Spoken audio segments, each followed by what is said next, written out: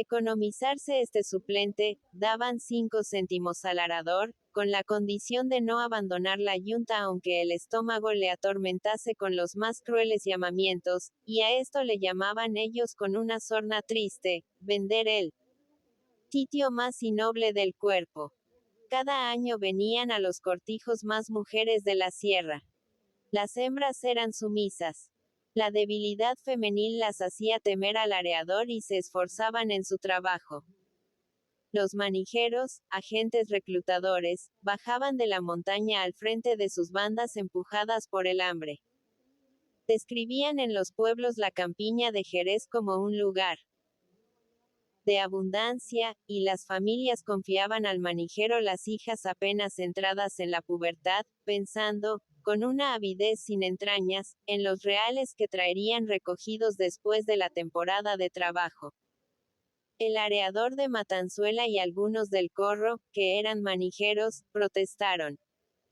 Los hombres de la gañanía que aún no dormían habíanse agrupado en torno de Salvatierra. Nosotros somos mandaos, dijo el areador. ¿Qué hemos de hacer, pobres de nosotros? Eso, a los amos, que son los que nos mandan. El viejo Sarandilla intervino también, por considerarse comprendido en el llamado gobierno del cortijo. Los amos. Ellos podían arreglarlo todo, solo con acordarse un poco del pobre. Con tener caridad, mucha caridad. Salvatierra, que escuchaba impasible las palabras de los jornaleros, se agitó, rompiendo su mutismo al oír al viejo.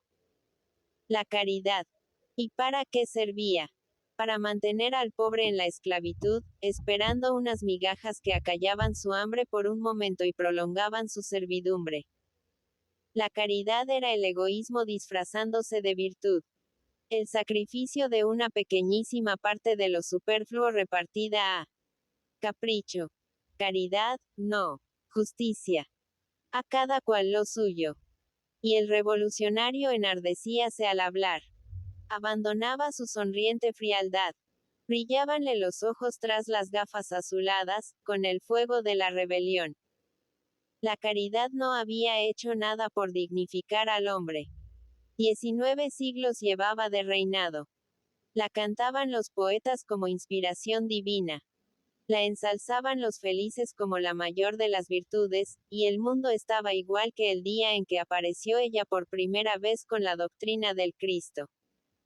La experiencia resultaba suficientemente larga para apreciar su inutilidad. Era la más impotente y anémica de las virtudes. Había tenido palabras amorosas para el esclavo, pero no había roto sus cadenas. Ofrecía un mendrugo al siervo moderno, pero no osaba el menor reproche contra la organización social que le condenaba a la miseria por el resto de su vida. La caridad, sosteniendo al menesteroso un instante para que tomase fuerzas, era tan virtuosa como la campesina que alimenta a las aves de su corral y las mantiene bien cebadas, hasta el momento de devorarlas. Nada había hecho esta virtud pálida para libertar a los hombres. Era la rebeldía, la protesta desesperada, la que había roto las ligaduras del antiguo siervo, la que emanciparía al asalariado moderno, adulado con toda clase de derechos ideales, menos el derecho al pan. Salvatierra, en la exaltación de su pensamiento, quería estrujar todos los fantasmas con los que se había aterrado o entretenido durante siglos a los menesterosos, para que no estorbasen la feliz placidez de los privilegiados. Solo la justicia social podía salvar a los hombres, y la justicia no estaba en el cielo, vivía en la tierra. Más de 1000 años se habían resignado los parias, con él. Pensamiento puesto en el cielo, confiando en una compensación eterna. Pero el cielo estaba vacío. ¿Qué desgraciado podía ya creer en él? Dios se había ido con los ricos. Apreciaba como una virtud digna de la gloria eterna, el que de tarde en tarde repartiesen estos un fragmento de su fortuna, conservándola íntegra y reputando como un crimen las reclamaciones de bienestar de los de abajo. Aunque el cielo existiese, el infeliz se negaría a entrar en él, como en un lugar de injusticia y privilegio donde penetra lo mismo el que pasa la vida sufriendo, que el que vive en la riqueza distrayendo su tedio con la voluptuosidad de la limosna. El cristianismo era una mentira más, desfigurada y explotada por los de arriba para justificar y santificar sus usurpaciones. Justicia, y no caridad. Bienestar en la tierra para los infelices y que los ricos se reservasen, si la deseaban, la posesión del cielo, abriendo la mano para soltar sus rapiñas terrenales. Los miserables no podían esperar nada de lo alto. Sobre sus cabezas solo existía un infinito insensible a la desesperación humana. Otros mundos que ignoraban la vida de millones de míseros gusanos sobre esta esfera deshonrada por el egoísmo y la violencia. Los hambrientos, los que tenían sed de justicia, solo debían confiar en ellos mismos. Arriba, aunque fuese para morir. Otros vendrían detrás, que esparcirían la simiente germinadora en los surcos fecundados por su sangre. De pie y en marcha la horda de la miseria, sin más Dios que la rebelión, iluminando su camino la estrella roja, el eterno diablo de las religiones, guía insustituible de todos los grandes movimientos de la humanidad. El grupo de braceros escuchaba en silencio al revolucionario. Muchos seguían sus palabras abriendo desmesuradamente los ojos, como si quisieran absorberlas con la vista. Juanón y el de Trebujena asentían con movimientos de cabeza. Habían leído confusamente lo que decía Salvatierra, pero en boca de éste les conmovía como una música vibrante de pasión. El viejo Sarandilla no temió romper este ambiente de entusiasmo, interviniendo con su sentido práctico. Tú eso está muy bien, don Fernando. Pero el pobre necesita tierra para vivir y la tierra es de los amos. Salvatierra se irguió con arrogancia. La tierra no era de nadie. ¿Qué hombres la habían creado para apropiársela como obra suya? La tierra era de los que la trabajaban. La injusta distribución del bienestar. El aumento de la miseria conforme aumenta la civilización. El aprovecharse los poderosos de todos los inventos de la mecánica, ideados para suprimir el trabajo corporal y que solo servían para hacerlo más pesado y embrutecedor. Todos los males de la humanidad provenían de la apropiación de la tierra por unos cuantos miles de hombres que no siembran y sin embargo recogen, mientras millones de seres hacen abortar al suelo sus tesoros de vida sufriendo un hambre de siglos y siglos. La voz de Salvatierra resonó en el silencio de la gañanía como un grito de combate. El mundo empieza a despertar de su sueño de miles de años. Protesta de haber sido robado en su infancia. La tierra es vuestra.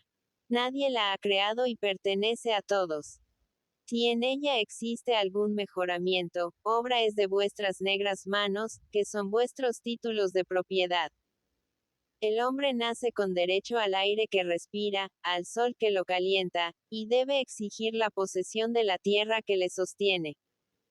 El suelo que cultiváis para que otro recoja la cosecha, os pertenece, aunque vosotros, infelices, envilecidos por miles de años de servidumbre, dudéis de vuestro derecho, temiendo avanzar la mano para que no os crean ladrones. El que acapara un pedazo de tierra, excluyendo de él a los demás, el que lo entrega a las bestias humanas para que lo hagan producir mientras él permanece ocioso, ese es el que verdaderamente roba a sus semejantes. Capítulo 4. Los dos mastines que guardaban durante la noche los alrededores de la torre de Marchamalo, cesaron de dormitar. Bajo las arcadas de la casa de los lagares, con el cuerpo en círculo, apoyando en el rabo las feroces mandíbulas. Irguiéronse los dos al mismo tiempo, husmearon el espacio, y después de balancearse con cierto titubeo, rugieron, lanzándose viña abajo con un impulso arrollador que hacía saltar la tierra entre sus patas. Eran unos animales casi salvajes, de ojos de fuego y boca roja, erizada de dientes que daban frío. Los dos se abalanzaron sobre un hombre que marchaba encorvado por entre las cepas, fuera del camino que en recta pendiente conducía de la carretera a la torre. El encontronazo fue terrible. El hombre vaciló, tirando de su manta en la que había hecho presa uno de los mastines. Pero, de repente, cesaron estos de rugir, de revolverse en torno de él buscando sitio para hincar sus colmillos, y se colocaron a su lado escoltándolo y acogiendo con ronquidos de satisfacción el roce de sus manos. Bárbaros. Decía Rafael en voz queda, sin dejar de acariciarles. Malas personas. Ya no me conocéis. Le acompañaron hasta la meseta de Marchamalo, y de nuevo fueron a enroscarse bajo las arcadas, reanudando su dormitar receloso que se desvanecía al menor ruido. Rafael se detuvo un momento en la plazoleta, para reponerse de este encuentro. Se arregló la manta sobre los hombros y cerró la navaja que había sacado para hacer frente a las hurañas bestias. Sobre el espacio azulado por el brillo de las estrellas, dibujábase el contorno de aquel marchamalo nuevo que había hecho construir don Pablo. En el centro, la torre señorial, que se veía desde Jerez, dominando las colinas cubiertas de viñas que hacían de los Dupont los primeros propietarios de la comarca. Una construcción pretenciosa de ladrillo rojo, con la base y los ángulos de piedra blanca. Unidas las agudas almenas de su remate por una barandilla de hierro que convertía en terraza vulgar el coronamiento de una obra semifeudal. A un lado estaba lo mejor de Matanzuela, lo que don Pablo había cuidado más de sus nuevas construcciones, la capilla espaciosa, ornada de columnas y mármoles como un gran templo. Al otro lado permanecía casi intacta la obra del antiguo marchamalo.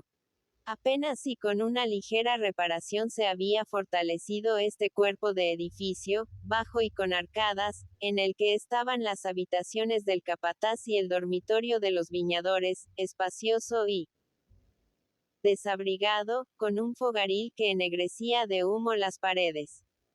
Dupont, que había traído artistas de Sevilla para decorar la iglesia, y encargado a los santeros de Valencia varias imágenes deslumbrantes de colorines y oro, sintió cierto remordimiento ante la antigua casa de los viñadores, no atreviéndose a tocarla.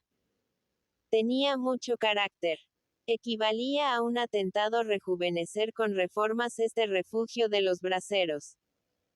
Y el capataz siguió en sus cuartuchos, cuya vejez disimulaba María de la Luz con un cuidadoso enjalbegado, y los jornaleros durmieron vestidos sobre las esterillas de Enea que les proporcionaba la generosidad de don Pablo, mientras las santas imágenes permanecían entre mármoles y dorados, semanas enteras, sin ser vistas de nadie, pues las puertas de la capilla solo se abrían cuando el amo llegaba a Marchamalo. Rafael contempló largo rato los edificios, temiendo que en su oscura masa se iluminase una rendija, se abriera una ventana y asomase el capataz alarmado por la carrera de los mastines. Transcurrieron algunos minutos sin que en Marchamalo se notase el menor movimiento. Subía el rumor soñoliento de los campos hundidos en la sombra. Las estrellas parpadeaban intensamente en el cielo invernal, como si el frío aguzase su fulgor. El mozo salió de la plazoleta, y volviendo la esquina del edificio viejo, anduvo por el callejón que quedaba entre la casa y una fila de compactas chumberas. Se detuvo junto a una reja, y al tocar ligeramente con los nudillos en sus maderas, se abrieron estas, destacándose sobre el fondo oscuro de la habitación el arrogante busto de María de la Luz. «¡Qué tarde, Rafael!», dijo con voz queda. «¿Qué hora es?». El aperador miró al cielo un instante, leyendo en los astros con su experiencia de hombre de campo. «Deben ser así como las 2:30. ¿Y el caballo? ¿Dónde lo has dejado?». Rafael explicó su viaje. El caballo estaba en el ventorro de la Corneja, a 2 pasos de allí. Una cabaña al borde de la carretera. Quien necesitaba descansar, pues había venido al galope desde el cortijo. Aquel sábado había sido de trabajo. Muchos hombres y muchachas de la gañanía querían pasar el domingo en sus pueblos de la sierra, y le habían pedido los jornales para llevarlos a sus familias. Una tarea de volverse loco, el ajustar las cuentas de aquella gente que siempre se creía engañada. Además, había tenido que cuidar a un semental que andaba malucho. Darle friegas y otros remedios, ayudado por Sarandilla. Luego, las gentes de la dehesa le traían escamado, pues al hacer carbón, seguramente robaban al señorito. En fin, que en Matanzuela no se paraba un momento, y solo después de medianoche, cuando en la gañanía habían apagado la luz los que allí quedaban, se había decidido a emprender el galope. Apenas amaneciese volvería al Ventorrillo, y montando en la jaca, se presentaría como si acabase de llegar de Matanzuela, para que el padrino no recelase que habían estado pelando la pava. Luego de estas explicaciones quedaron los dos en silencio, agarrados a la reja, sin que sus manos osaran encontrarse, mirándose de cerca a la luz difusa de las estrellas, que daba a sus ojos un brillo extraordinario. Era el momento de mutua contemplación y silenciosa timidez de todos los amantes que se ven después de una larga ausencia. Rafael fue el primero en romper el silencio. Y no ties na que hicirme. En dimpués que no nos vemos en toa una semana, te quedas como una boba mirándome como si fuese yo un mal bicho. ¿Y qué te he de decir yo? Arrastrao. Que te quiero mucho. Que todos estos días los he pasado con una penita muy honda, muy negra, pensando en mi gitano. Y los dos novios, puestos ya en la pendiente del apasionamiento, arrullábanse con la música de sus palabras, con la exuberancia verbosa propia de la tierra. Rafael, agarrado a los hierros, temblaba emocionado al hablar a María de la Luz, como si sus palabras no fuesen suyas y le turbasen con dulce embriaguez. Los arrullos de las canciones populares, todos los requiebros arrogantes que había oído, acompañados del puntear de la guitarra, mezclábalos en la letanía amorosa con que envolvía a la novia su voz susurrante. Que todos los pesares de tu vida vengan a mí, entrañas de mi arma, y que tú solo goces alegrías. Y es la cara de Dios, gitana. Tus labios son casquites de limón, y cuando me miras, creo que me mira el buen Jesús de los milagritos con sus ojos dulces. Quisiera ser don Pablo Dupont con todas sus bodegas, para soltar el vino de las botas viejas que tiene el tío, y que vale miles de pesos. Y tú meterías en el charco tus pies bonitos y yo le diría a tu Jerez. Beban ustedes, caballeros, que esto es la gloria. Y todos dirían. Tiene razón Rafael. Ni que fuesen los pinreles de la mismísima Mare de Dios. Ay, niña. Si no me quisieras, buena suerte te esperaba. Tendrías que hacerte monja, pues no habría guapo que te pidiera relaciones. Me abriría de patas en tu puerta y ni a Dios dejaba pasar. María de la Luz sentíase halagada por la expresión feroz que tomaba su novio, solo al pensar que otro hombre pudiera aproximarse a ella requiriéndola de amores. La brutalidad de los celos amenazantes gustábala aún más que los requiebros amorosos. Pero, tonto. Si yo solo te quiero a ti. Si estoy chalaíta por mi cortijero y aguardo como quien espera a los ángeles el momento de ir a Matanzuela pa' cuidar a mi aperador Salao. Ya. Sabes que yo podría casarme con cualquiera de esos señoritos del escritorio que son amigos de mi hermano. La señora me lo dice muchas veces. Otras me camela pa' que sea monja. Pero monja de señorío, de las de gran dote, y me promete correr con todo el gasto. Pero yo digo que no. Señora, no quiero ser santa. Me gustan mucho los hombres. Pero Jesús, qué barbaridades digo. Todos los hombres, no. Uno, solo uno.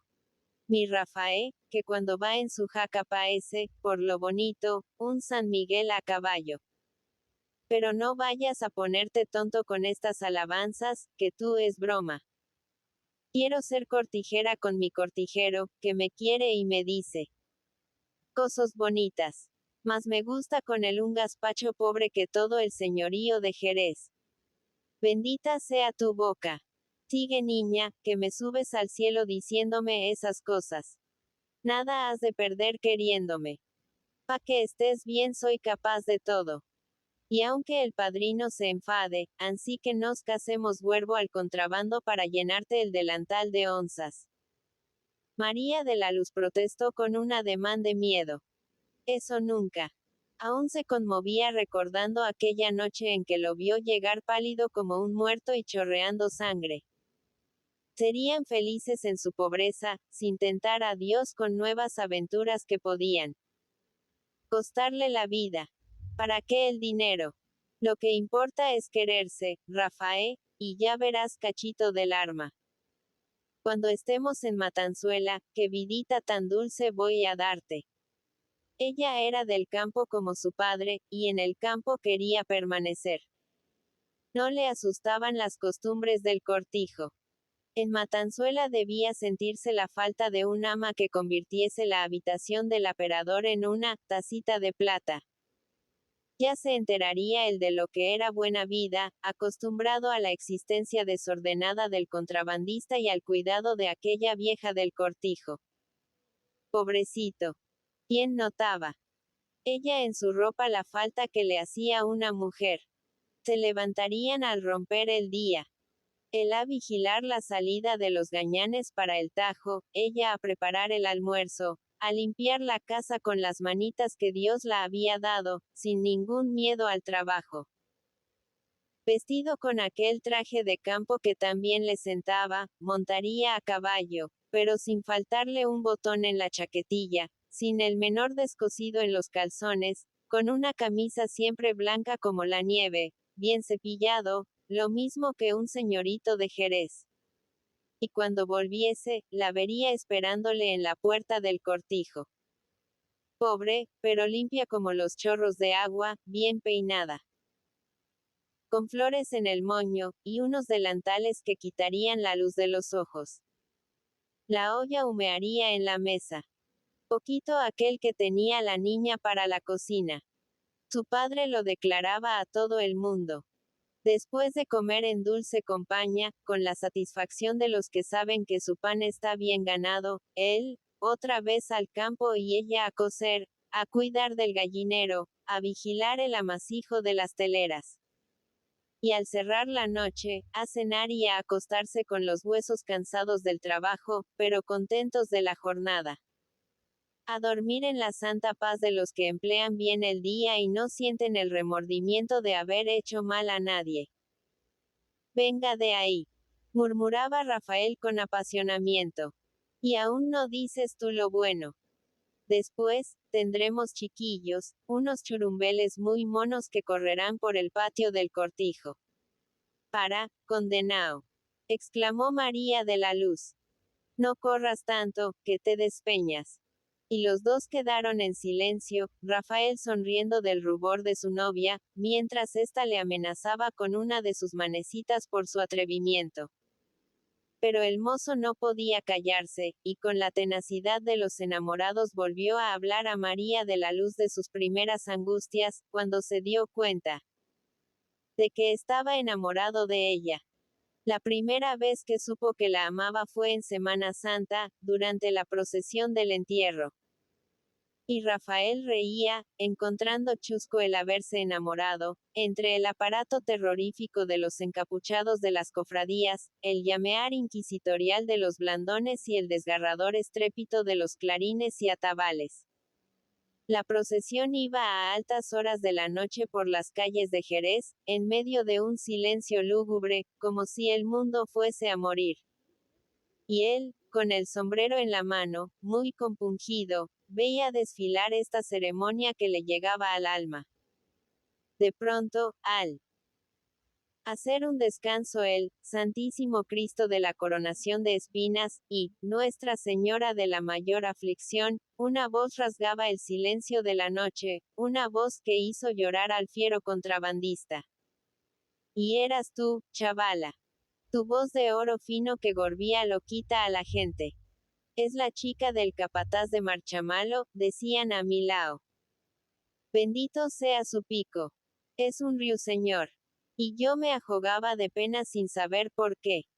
Y te veía delante de tus amigas, tan bonita como una santa, cantando la saeta, con las manos juntas, mirando al Cristo con esos ojazos que parecen espejos, en los que se veían todos los cirios de la procesión. Y yo, que había jugado contigo de pequeñuelo, creí que eras otra, que te habían cambiado de pronto. Y sentí algo en la espalda, como si me arañasen con una navaja. Y miré al buen señor de las espinas con envidia, porque cantabas para él como un pájaro y para él eran tus ojos. Y me faltó poco pa' dicile. Señor, sea su merced misericordioso con los pobres y déjeme un rato su puesto en la cruz. No me importa que me vean desnudo, con enagüillas y los remos enclavados, con tal que María de la Luz me obsequie con su voz de ángel. Loco. Decía la joven riendo. Pamplinero. Así me tienes chalaíta con esas mentiras. ¿Qué te traes? Después volví a oírte en la plaza de la cárcel. Los pobrecitos presos, agarraos a las rejas, como si fuesen malas bestias, le cantaban al Señor unas cosas muy tristes, unas saetas hablando de sus hierros, de sus penitas, de la madre que lloraba por ellos, de sus hijitos que no podían besar. Y tú, entrañas mías, desde abajo contestabas con otras saetas, que eran un jipío dulce como el de los ángeles, pidiendo al Señor que se apiadase de los infelices. Y yo entonces juré que te quería con toda mi arma, que habías de ser mía, y tuve tentaciones de gritar a los pobrecitos de las rejas. Hasta la pista, compañeros. Si esta mujer no me quiere, yo hago una barbarie. Mato a alguien y el año que viene cantaré enjaulao con vosotros al Señor de las Espinas. Rafael, no seas bárbaro. Dijo la muchacha con cierto temor. No digas esas cosas. Eso es tentar la paciencia de Dios. No, tonta. Esto no es más que un decir. Que he de ir yo a aquel sitio de penas. Donde iré es a la gloria, casándome con mi ruiseñor moreno, llevándomelo al nidito de Matanzuela. Pero ay, niña. Lo que yo sufrí desde aquel día. Las penitas que pasé para decirte, te quiero. Venía a Marchamalo por las tardes cuando había hecho buen alijo. Con una porción de indirectas bien preparadas para que me comprendieses, y tú na. Como si fueses la dolorosa, que mira lo mismo en Semana Santa que en el resto del año. Pero, bobito. Sí te calé desde el primer momento. Sí adivinaba el querer que me tenías y estaba muy alegre. Pero mi obligación era disimular. Una mocita no debe meterse por los ojos pa' que le digan, te quiero. Eso no es decente. Calla, mal corazón. Poquito que me hiciste sufrir en aquella temporada. Llegaba en mi jaca, después de haber ido en la sierra a tiros con los del resguardo, y lo mismo era verte. Que abrírseme las entrañas con un miedo que me hacía temblar. Le diré esto, le diré lo otro. Y verte y no hicirte nada, tú era lo mismo. Se me trababa la lengua, se me hacía de noche dentro del caletre, como cuando iba a la escuela. Tenía miedo de que te ofendieras y que el padrino me diese encima unos cuantos palos con una tranca, diciéndome: arre allá, sou sinvergüenza. Lo mismo que cuando se mete en la viña un perro vagabundo. Por fin, salió la cosa. ¿Te acuerdas? Algo costó, pero nos entendimos. Fue después del balazo, cuando tú me cuidabas como una marecita y por las tardes hacíamos nuestro poquito de cante ahí cerca, bajo los arcadas. El padrino tañía la guitarra y yo, sin saber cómo, me arranqué por martinetes, con los ojos fijos en los tuyos, como si fuese a comérmelos. Fragua, yunque y martillo rompen los metales, pero este cariño que yo te tengo no lo rompe nadie. Y mientras el padrino contestaba, tra, tra, tra, tra, como si con un martillo golpease el hierro, tú te pusiste coloradilla y bajaste los ojos leyendo al fin en los míos. Y yo me dije, güeño, esto va bien. Y bien fue. Pues, sin saber cómo, nos dijimos nuestro querer. Tal vez fuiste tú, Indina, que cansada de hacerme sufrir, acortaste el camino para que yo perdiese el miedo. Y dende entonces no hay en Jerez y en tu su campo hombre más feliz y más rico que Rafael, el aperador de Matanzuela. ¿Ves tú a don Pablo Dupont con todos sus millones? Pues a mi lao, na. Cerato simple. Y todos los demás cosecheros na. Y mi amo, el señorito Luis, con toda su fachenda y el mujerío de pendones que se trae en derredor. Na tampoco. El más rico de Jerez soy yo, que se llevará al cortijo una morenucha fea, que está cieguecita porque a la pobre apenas se le ven los ojos, y que tiene el defecto de que al reírse se le jacen en la cara unos joyitos muy monos, como si estuviera picada de viruelas. Y agarrado a la reja se expresaba con tal vehemencia, que parecía querer meter su cara por entre los hierros buscando la de María de la Luz. Quieto, dijo la muchacha con risueña amenaza. A ti sí que te voy a picar yo, pero con una horquilla del moño, si no te estás quieto. Ya sabes, Rafael, que no me gustan ciertas bromas y que salgo a la reja porque me prometes que serás formal. El gesto de María de la Luz y la amenaza de cerrar la reja, hicieron que Rafael se mostrase menos vehemente, separando su cuerpo de los hierros. Güeño, como tú quieras, mal corazón. Tú no sabes lo que es el querer y por eso pareces tan fría, tan tranquila, como si estuvieses en misa. Que yo no te quiero, chiquillo, exclamó la muchacha. Y fue ella la que olvidando su enfado se expresó con más calor aún que su novio. Le quería tanto como a su padre. Era otro modo de querer, pero estaba segura de que puestos en una balanza los dos afectos, no se diferenciarían en nada. Su hermano conocía mejor que ella la vehemencia con que amaba a Rafael. Así se burlaba Fermín, cuando venía a la viña y le hacía preguntas sobre su noviazgo. Te quiero, y creo que te quise siempre, desde que éramos pequeños y venías tú a Marchamalo de la mano de tu padre, hecho un gañancito con tu ordinariez de la sierra, que nos hacía reír a los señoritos y a nosotros. Te quiero porque estás solo en el mundo, Rafael, sin pare y sin familia. Porque necesitas un arma buena que esté contigo, y esa soy yo. Te quiero porque has padecido mucho para ganarte la vida, pobrecito mío. Porque te vi casi muerto en aquella noche, y entonces adiviné que te llevaba dentro del corazón. Además, mereces que te quiera por bueno y por honrado. Porque viviendo como un perdido entre mujeres y matones, siempre de juerga, expuesto a perder la piel con cada onza que ganabas, pensaste en mí, y para no dar más pesares a tu nena quisiste ser pobre y trabajar. Y yo te premiaré tú lo que has hecho, queriéndote mucho, pero mucho. Seré tu mare, y tu hembra, y tú lo que haya que ser pa' que vivas contento y feliz. Olé. Sigue soltando por ese pico, serrana. Dijo Rafael con nuevo entusiasmo. Y te quiero también. Continuó María de la Luz con cierta gravedad. Porque soy digna de ti, porque me creo buena. Y estoy segura de que al ser tu mujer no he de darte la menor pesadumbre. Tú no me conoces aún, Rafael. Si un día creyese que podía causarte pena, que no me merecía un hombre como tú, te golpearía la espalda y me ahogaría de tristeza al verme sin ti. pero aunque te pusieras de rodillas fingiría haberme olvidado de tu cariño. Ya ves, pues, sí te quiero. Y su acento, al decir estas palabras, era tan triste, que Rafael tuvo que animarla. ¿Quién pensaba en tales cosas? ¿Qué podía ocurrir que tuviese fuerza bastante para separarlos?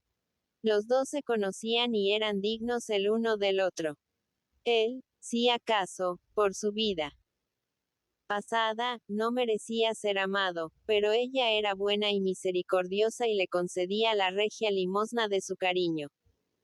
A vivir, a quererse mucho. Y para huir de la tristeza que les habían infundido estas palabras, torcieron el curso de la conversación, hablando de la fiesta que don Pablo había organizado en Marchamalo para dentro de unas horas. Los viñadores, que todos los sábados marchaban a Jerez al caer la tarde para ver a sus familias, estaban durmiendo cerca de allí. Eran más de 300. El amo les había ordenado que se quedasen para asistir a la misa y la procesión. Con don Pablo vendrían todos sus parientes, los señores del escritorio y mucha gente de la bodega. Una gran fiesta, a la que forzosamente asistiría su hermano. Y ella reía pensando en la cara de Fermín, en lo que diría después cuando viniese a la viña y se encontrara con Salvatierra, que de tarde en tarde visitaba con cierto recato a su antiguo amigo el capataz. Rafael habló entonces de Salvatierra, de su inesperada visita al cortijo y de la rareza de sus costumbres.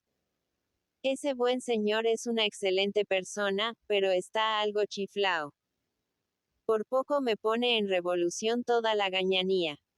¿Qué? Si esto va mal, que si los pobres necesitan vivir, y etcétera. No, esto no está muy bien arreglado que digamos, pero lo que importa en el mundo es quererse y tener ganas de trabajar. Cuando nos najemos al cortijo no tendremos más que las 3 pesetas, el pan y lo que caiga. El oficio de aperador no da pa' mucho. Pero ya verás que ricamente lo pasamos a pesar de cuanto dice en sus sermones y soflamas el señor de Salvatierra. Pero que no sepa el padrino lo que yo digo de su camará, pues tocarle a don Fernando es peor que si yo te fartase a ti, pongo por caso. Rafael hablaba de su padrino con veneración y miedo al mismo tiempo. El viejo conocía sus amores, pero no hablaba nunca de ellos al muchacho y a su hija. Los toleraba silencioso, con su gesto grave de padre a uso latino, seguro de su autoridad, convencido de que le bastaba un solo ademán para desbaratar todas las esperanzas de los enamorados. Rafael no osaba proponerle el casamiento, y María de la Luz, cuando el novio, echándolas de valiente, quería hablar a su padrino, le disuadía con cierto miedo. Nada perdían esperando. Sus padres también habían pelado la pava muchos años. La gente honrada no se casa con precipitación. El silencio del señor Fermín era de asentimiento. Esperarían, pues. Y Rafael, escondiéndose del padrino para galantear a su hija, aguardaba pacientemente a que un día se plantase el viejo delante de él, diciéndole con su campechana rudeza: ¿pero qué esperas para llevártela, bobalicón? Carga con ella y que de salud te sirva. Comenzaba a amanecer. Rafael veía más claramente la cara de su novia al través de la reja. La luz difusa del alba, daba un tono azulado a su tez morena. Hacía brillar con reflejos de nácar la blancura de sus córneas y marcaba con huella profunda la sombra de sus ojeras. Por la parte de Jerez abríase el cielo con un desgarrón de luz violácea, que iba extendiéndose, y borrando en su seno las estrellas. De la bruma de la noche surgía a lo lejos la ciudad, con la apiñada arboleda del Tempul y las aglomeraciones de blanco caserío, en las que palpitaban los últimos faroles de gas como estrellas agonizantes. Soplaba una brisa helada. La tierra y las plantas parecían sudar al contacto de la luz. Un pájaro salió aleteando de las chumberas, con agudo silbido, que hizo estremecer a la joven. Anda, Rafael, dijo ella con la precipitación del miedo. Márchate enseguida. Amanece, y mi padre se levanta pronto. Además, no tardarán en salir los viñadores. ¿Qué dirían si nos viesen a estas horas? Pero Rafael se resistía a irse. Tan pronto. Después de una noche tan dulce. La muchacha se impacientaba. ¿Para qué hacerla sufrir, si se verían pronto? No tenía más que bajar al ventorrillo y subir a caballo apenas se abriesen las puertas de la casa. No me voy, decía él con voz suplicante y un fulgor de pasión en los ojos. No me voy. ¿Y si quieres que me vaya? Se pegó más a la reja, murmurando con timidez la condición que exigía para irse. María de la Luz se hizo atrás con un gesto de protesta, como si temiese el avance de aquella boca, que suplicaba entre los hierros. No me quieres, exclamó. Si me quisieras, no me pedirías esas cosas. Y ocultó su cabeza entre las manos, como si fuese a llorar. Rafael metió un brazo por los hierros y de un suave tirón separó los dedos entrecruzados que le ocultaban los ojos de su novia. Pero sí ha sido una broma, niña. Perdóname, soy muy bruto. Pégame. Dame una bofetada, que bien lo merezco. María de la Luz, con el rostro ligeramente arrebolado por el restregón de sus manos, sonreía. Vencida por la humildad con que el novio imploraba su perdón. Te perdono, pero márchate enseguida. Mira que van a salir. Sí, te perdono. Te perdono. No seas pelma. Vete. Pues pa' que vea que me perdonas de veras, dame una bofetada. O me la das o no me voy. Una bofetada. Bueno estás tú. Ya sé lo que quieres, ladrón. Toma y vete enseguida. Sacó por entre los hierros, echando atrás el cuerpo, una mano de suave almohadillado y graciosos hoyuelos. Rafael la cogió para acariciarla con arrobamiento.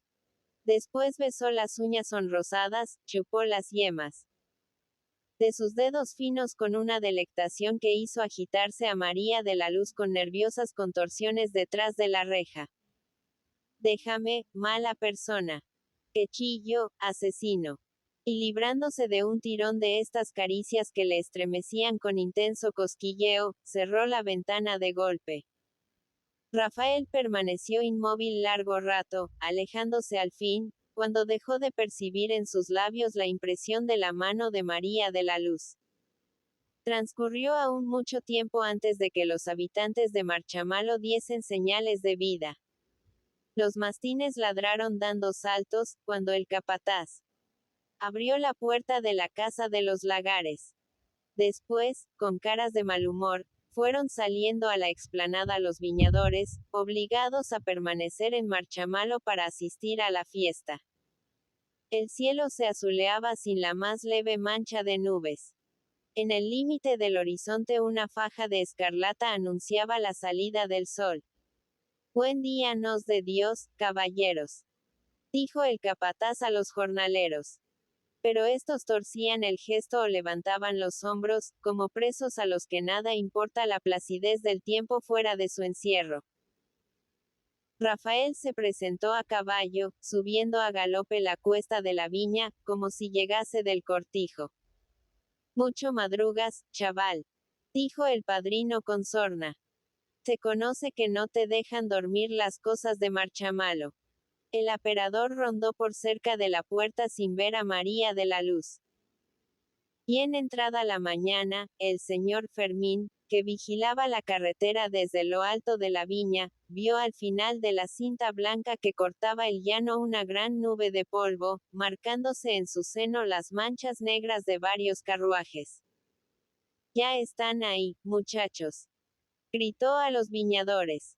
El amo llega. A ver si lo recibís como lo que sois.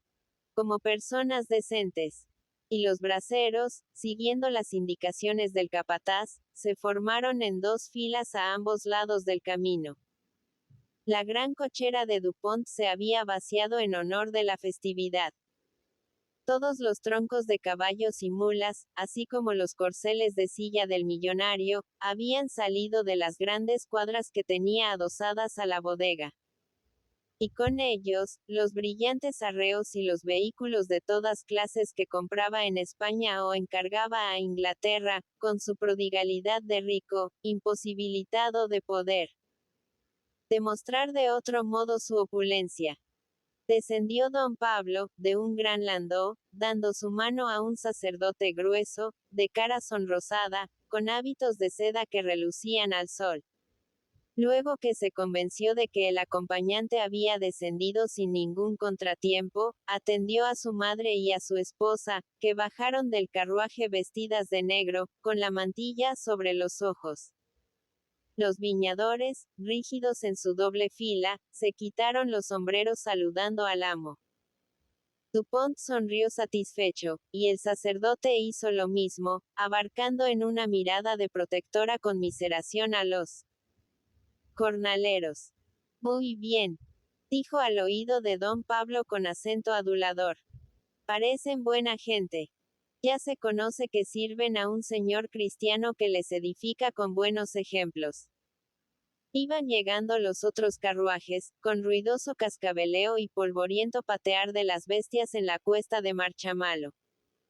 La explanada se llenaba de gente. Formaban la comitiva de Dupont todos sus parientes y empleados. Hasta su primo Luis, que tenía cara de sueño, había abandonado al amanecer la respetable compañía de sus amigotes, para asistir a la fiesta y agradar con esto a don Pablo, cuya protección necesitaba en aquellos días.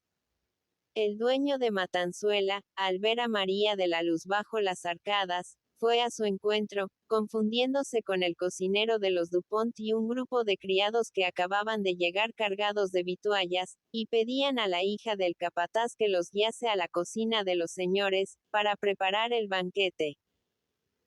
Fermín Montenegro descendió de otro coche con don Ramón, el jefe del escritorio, y los dos se alejaron a un extremo de la explanada, como si huyesen del autoritario Dupont, que en medio del gentío daba órdenes para la fiesta y se enfurecía al notar ciertas omisiones en los preparativos. La campana de la capilla comenzó a voltear en su espadaña, dando el primer toque para la misa. Nadie había de llegar de fuera de la viña, pero don Pablo deseaba que sonasen los 3 toques y que fueran largos, hasta que no pudiese más el gañán que tiraba de la cuerda. Le alegraba este estrépito metálico. Creía que era la voz de Dios extendiéndose sobre sus campos, protegiéndolos como tenía el deber de hacerlo, por ser su amo un buen creyente. Mientras tanto, el sacerdote, que había llegado con don Pablo, parecía huir también de las voces y ademanes descompuestos con que éste acompañaba sus órdenes, y agarraba suavemente al señor Fermín, ponderando el hermoso espectáculo que ofrecían las viñas. Cuán grande es la providencia de Dios. Y qué cosas tan hermosas crea. ¿No es cierto, buen amigo? El capataz conocía al sacerdote. Era el apasionamiento más reciente de don Pablo, su último entusiasmo.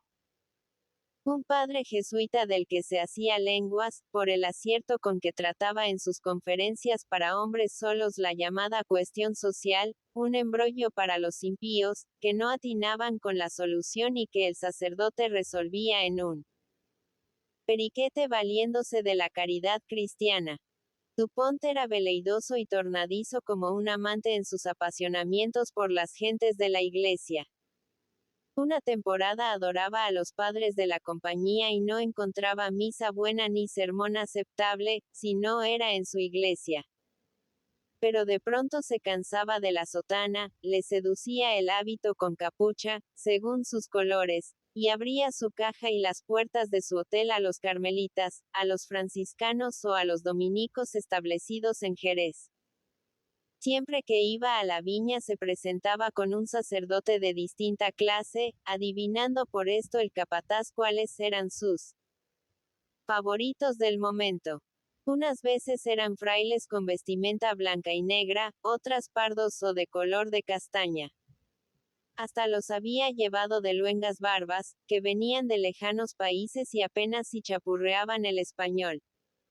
Y el señor, con sus entusiasmos de enamorado, ganoso de propalar los méritos de su pasión, le decía al capataz en amistosa confidencia: es un héroe de la fe, viene de convertir infieles y hasta creo que ha obrado milagros.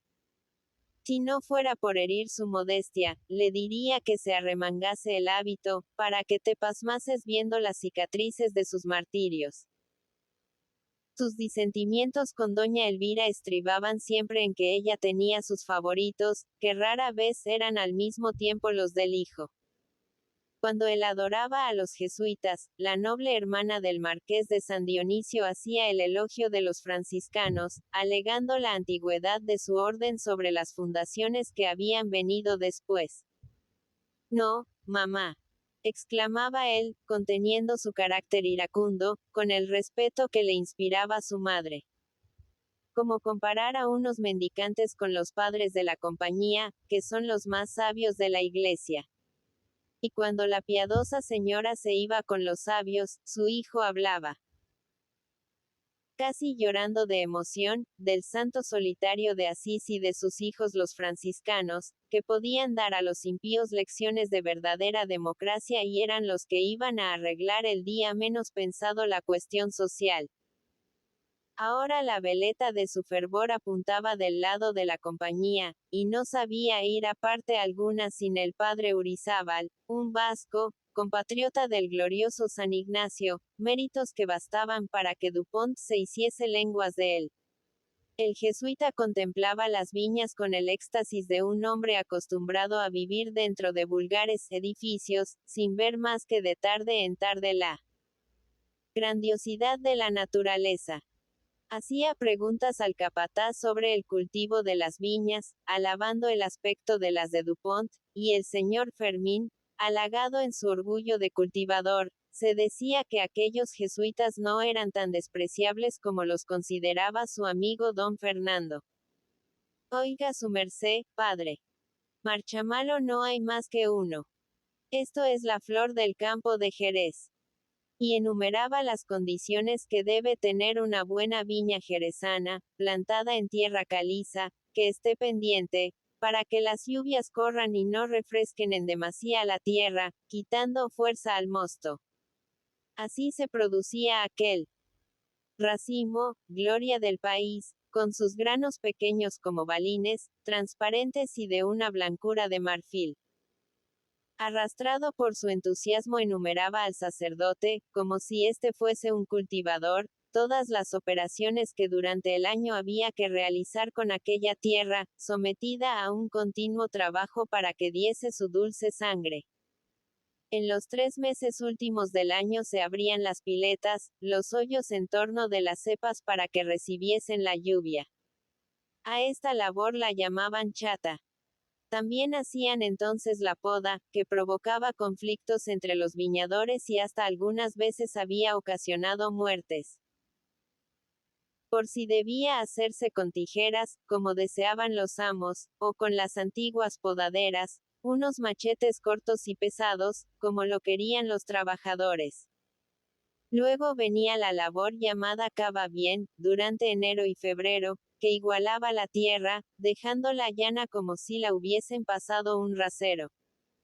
Después el golpe lleno en marzo, para destruir las hierbas crecidas con las lluvias, esponjando al mismo tiempo el suelo. Y en junio y julio la vina, que apretaba la tierra, formando una dura corteza, para que conservase todo su jugo, transmitiéndolo a la cepa. Aparte de esto, en mayo azufraban las vides, cuando empezaban a apuntar los racimos, para evitar el cenizo, una enfermedad que endurecía los granos. Y el señor Fermín, para demostrar el cuidado incesante que durante el año exigía aquel suelo, que era como de oro, agachábase para coger un puñado de caliza y mostraba la finura de sus pequeños terrones blancos y desmenuzados, sin que se dejase apuntar en ellos el germen de una planta parásita. Entre las hileras de cepas veíase la tierra, machacada, alisada, peinada, con la misma tersura que si fuese el suelo de un salón. Y la viña de Marchamalo se perdía de vista, ocupaba varias colinas, lo que exigía un trabajo enorme. A pesar de la rudeza con que el capataz trataba a los viñadores durante el trabajo, ahora que no estaban presentes, se apiadaba de sus fatigas. Ganaban 10 reales, un jornal exorbitante comparado con el de los gañanes de los cortijos. Pero sus familias vivían en la ciudad, y, además, ellos se pagaban la comida, asociándose para adquirir el costo, el pan y la menestra que todos los días traían de Jerez en 2 caballerías. La herramienta era suya. Una azada de 9 libras de peso, que habían de manejar con ligereza, como si fuese un junco, de sol a sol, sin más descanso que 1 hora para el almuerzo.